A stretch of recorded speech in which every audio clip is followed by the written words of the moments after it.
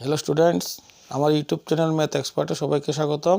আজ করব class 6-এর first chapter সংখ্যাকে জানো 35 নম্বর পেজের অনুমিত গুণফলের অঙ্কগুলি। প্রথম অঙ্কটা হলো 87 পূরণ 313। আমরা আগের ভিডিওতে কি দেখেছি, শতকের ঘরের কী করে আসন্ন মান বের করতে হয়, কী করে দশকের ঘরের আসন্ন মান বের করতে হয়। এখানেও আমরা শতক, দশক এগুলোর আসন্ন মান ব্যবহার করি এই গুণগুলো করব। 87 দশকের গড়ের আসন্ন মান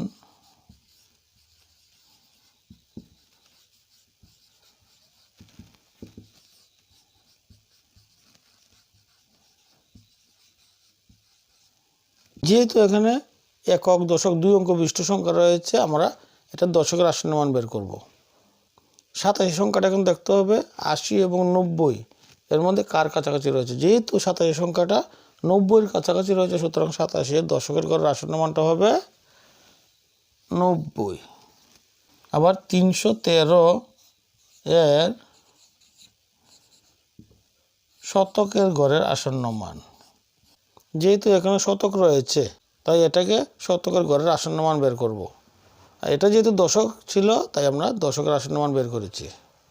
এখন দেখতে হবে 313 সংখ্যাটা 300 এবং 400-র মধ্যে কোন শতকের কাছে রয়েছে।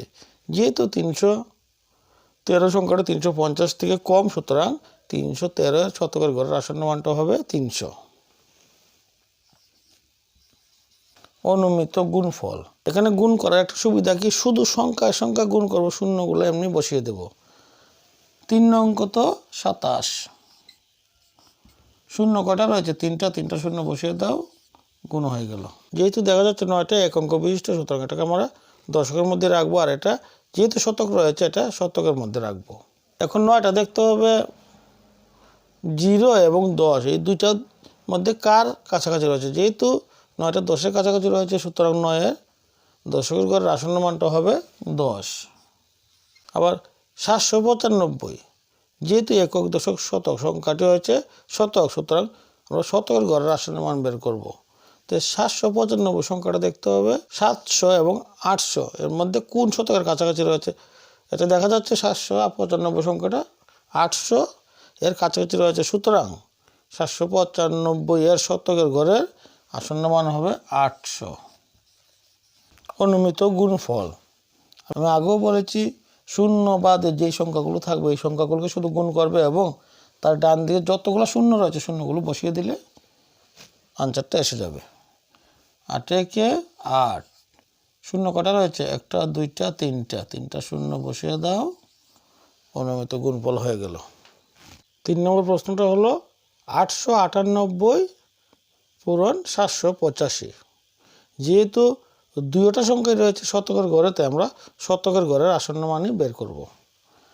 898 শতকের ঘরের আসন্ন মান কত হবে দেখতে হবে। 898 সংখ্যাটা 800 এবং 900-র মধ্যে কোন শতকের কাছে রয়েছে।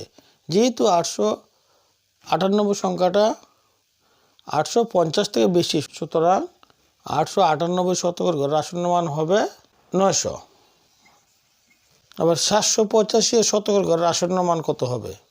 যেহেতু 785 সংখ্যাটা 750 থেকে বেশি, সুতরাং 785 এর শতকের ঘরের আসন্ন মান হবে 800।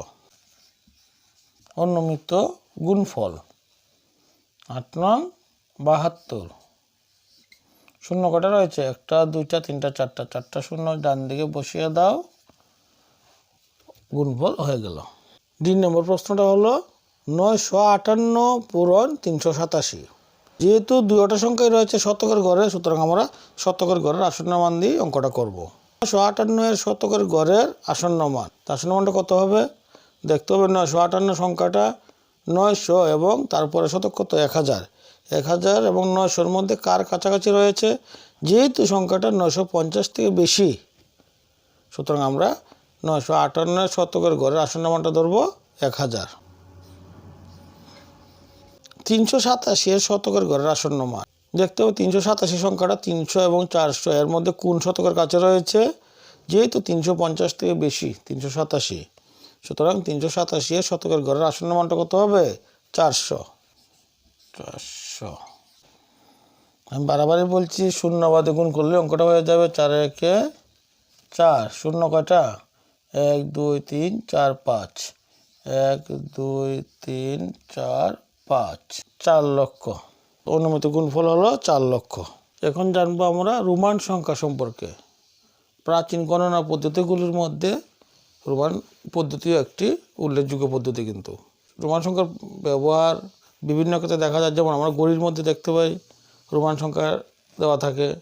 আমাদের ক্লাসের 1 2 3 4 এই ক্লাসগুলোতে আমরা রোমান সংখ্যা দেখতে পাই। তাই আজ আমরা রোমান সংখ্যা সম্পর্কে পরিচিত হব। 1 এর রোমান সংখ্যাটা হলো এইভাবে লিখতে হয়। 2 তখন এই দাগটা 2 বার লিখতে হবে। 3 3 বার লিখতে হবে। 4 IB। 5 শুধু V। 6 VI। 7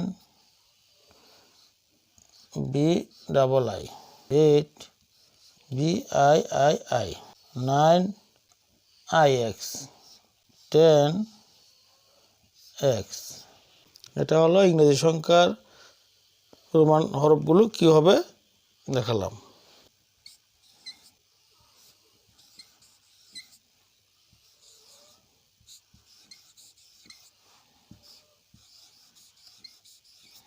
পঞ্চাশকে রোমান সংখ্যা কীভাবে লিখে? L। 100কে লিখে C। 500কে লিখে D।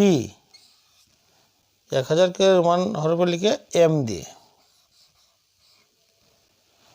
এই সংকেতগুলো মুখস্থ করতে হবে। হ্যালো স্টুডেন্টস, আজকে আমরা 1 থেকে 10 পর্যন্ত রোমান সংখ্যাগুলোর সাথে পরিচিত হয়েছি। তার সঙ্গে 50 কী করে লিখতে হয়, 100 কী করে লিখতে হয়, 500 কী করে লিখতে হয়, 1000 কী করে লিখতে হয় তাও দেখিয়েছি। সামনের দিন রোমান সংখ্যার বিষয়ে আমরা আরও জানবো। আজ এখানে শেষ করছি। সবাইকে ধন্যবাদ।